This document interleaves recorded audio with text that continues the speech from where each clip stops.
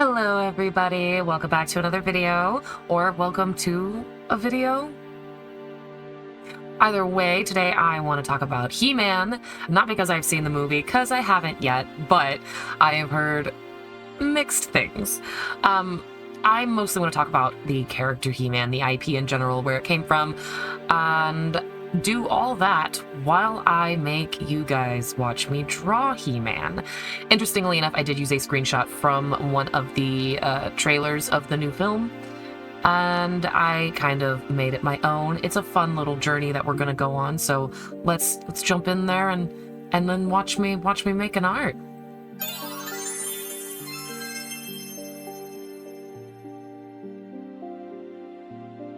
All right, well, for those of you who didn't know or are not aware, He-Man actually only exists because Mattel sold an action figure. The origin of the character is 100% just a toy line by Mattel. It didn't really come from a comic book or a screenwriter's room.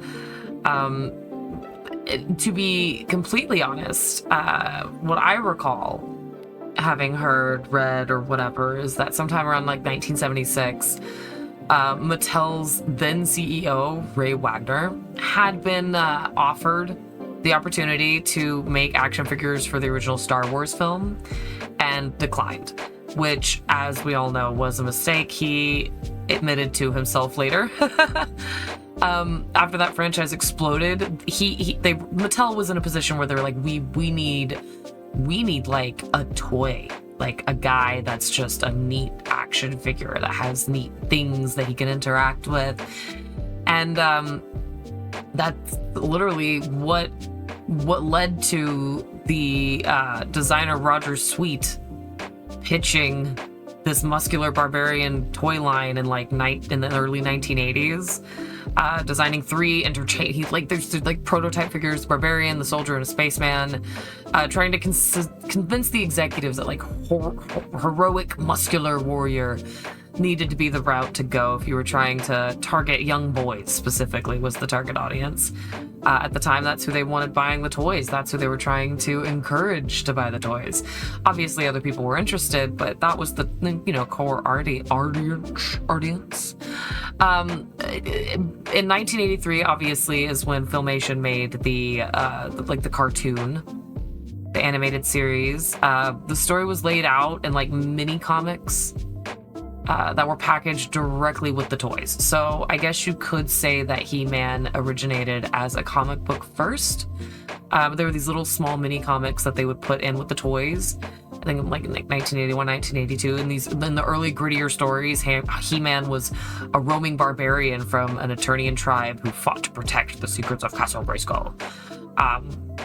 But in the cartoon, there was very clear and present inspiration from Marvel's Captain Marvel Shazam. Not Marvel, DC Comics' Captain Marvel Shazam. Sorry, I had a minor stroke and said all of those words out of order, and it sounded like I didn't know what I was talking about for a second. The Fawcett DC Comics. It was originally a Fawcett character. DC Comics bought it. Captain Marvel / Shazam. The concept of, innocent teenage rapscallion turning into this epitome of masculine heroicness. It was very much was what inspired He-Man and Prince Adam. The back and forth of that. And personally, that's pretty much where my interactions with He-Man have remained. I didn't watch any of those other animated things that they did. I have seen the 1980s show. I grew up with a lot of friends, family members, neighbors having Castle Grayskulls in their, house with all these action figures. So it was something that I grew up with or around. And it's always just sort of been that way. So I am cautiously optimistic going into the movie. I do want to see it. I just don't go to movie theaters. It's just not a thing I do.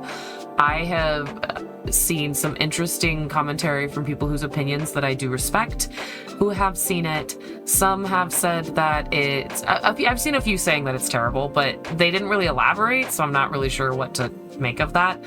Most people say that they really enjoyed it and that it felt like the marketing missed the mark, right? Like they should have probably done the marketing a little bit differently, but I'm hoping it does well. I'm interested in seeing it. I think I saw a tweet the other day that somebody was saying, yeah, I still call it tweets. I still call it Twitters. What am I going to call it? A zeet? I saw one the other day that was saying that, like, I regret to inform you that Jared Leto's performance as Skeletor is actually great, and this brings me great pain to say. And I'm like, oof. I get it. But I'm also kind of excited, right? Like, if that's what this person, I don't know this person, but if that's what their takeaway was from this, then I am, even more cautiously optimistic as before, or than before. Whatever. Anyway, as you can see, I am using a screenshot from a trailer of the film. So this would be He-Man, Prince Adam after he transforms into He-Man, wielding the power of Castle Grayskull. I couldn't really make heads or tails of the little flappy bits for his little man skirt, his little leather skirt, his little warrior skirt. So those are correct. When I did try to zoom into the trailer, it did look like he was also wearing some sort of like leathery brown undershorts. So I kind of just filled in that gap there with that. That made sense. I took a really interesting direction with the way that I ended up like coloring and shading this, which I'm not sure I'm super happy with at the moment.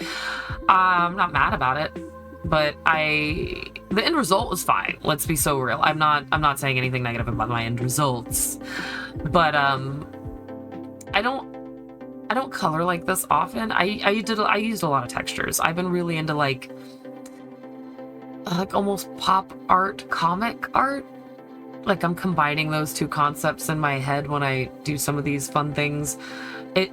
It's just all part of me experimenting with different, not necessarily techniques. I mean, I guess it is. It's digital art, so I guess this is the closest thing to like mixed media you can get in the digital art sphere, where like you're using all of the different tools and textures, but it's all still technically digital. I love mixed media, right? Like in IRL with the physical tools, I will often take the thickest, strongest paper I can find and just throw as much at it as possible, right? Like I'll do like back and forth watercolor alcohol markers to get like the lighter washes down.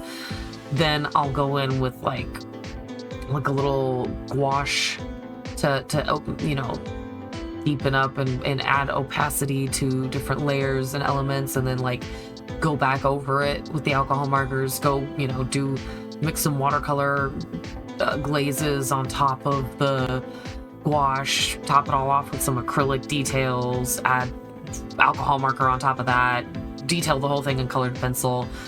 That whole all that nonsense.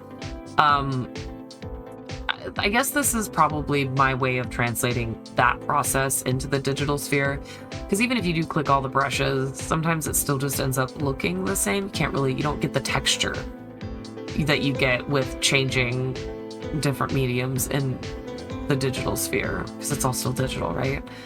So with this, my line work wasn't the best, so I had to get the colors down in large chunks, and then I would go in with a nice flat. I think I had the anti-aliasing turned off here. Excuse me. I think I had the anti-aliasing turned off here, for that way it would get all the way up under the line work, make sure there's no real gaps or anything for the blocking here. And then once I had all these base colors down and I made sure that they were different enough tones that I could go back and reselect them. Okay, so I didn't even talk about this. I pushed the saturation up really, really high on the reference photo to kind of get my idea to how to color it, because I wanted it to be more saturated. And then obviously just now I grayscaled it so that I could focus on the tones instead of the colors. And this is where I started laying down layers of like simulated toning, like screen tone. I fiddled with the layer settings. I can absolutely, like, at some point make a tutorial about how I did this, but I basically just make a layer that is essentially a screen tone. Then I go in and erase on top of it until it looks correct. Just erase away the highlights and kind of blend them back. I changed the colors, used different color feature. I think this is like a combination of overlay and multiply layered on top of each other. I did the same thing with all of the other elements. I think sometimes I would adjust the frequency of the dots. That's how the settings are made in, or how the settings are like labeled in Clip Studio, but it would basically be like finding a different density of dots. Dots are a little bit smaller, closer together, a little bit bigger, further apart, that whole business. And I just sort of layered that in different ways, different colors on top of things. Then I did one where it was light, like I think it was white dots, and I was doing basically the reverse to help create some highlights. I don't know if this was successful. I don't know if this was nearly as words. I don't know if this was nearly as successful as I had wanted it to be. It did definitely help, but I feel like I could have maybe... Wow, it looks like he fell face first in a pile of powdered donuts.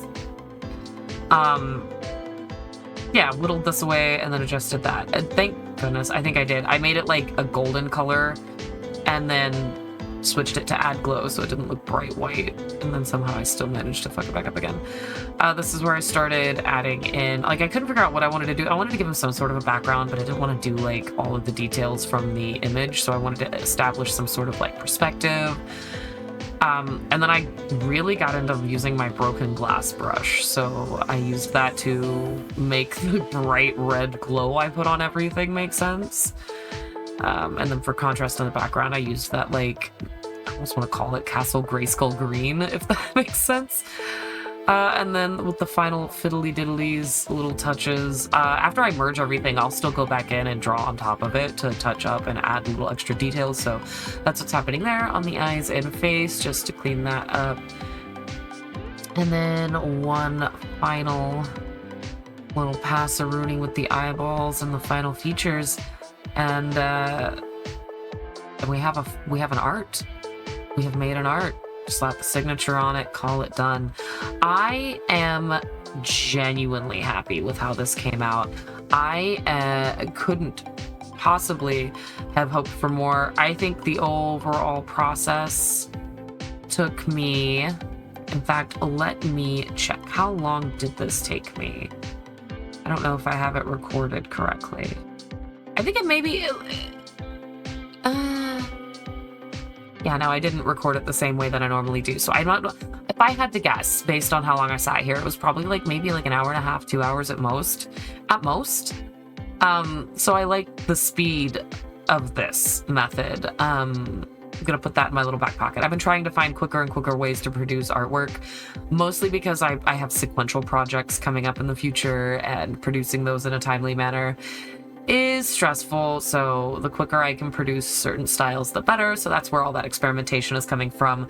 But I'm gonna stop rambling. I hope you enjoyed this art. I hope you enjoy He-Man if you go see the movie. I hope you enjoy He-Man even if you don't go see the movie and you just like the character. All that. What do you think of my art? How'd you like that? If you like this video, go ahead and like and subscribe. Make sure you hit that bell icon, comment, share the link, tell your friends, do all the things. And until next time, bye-bye!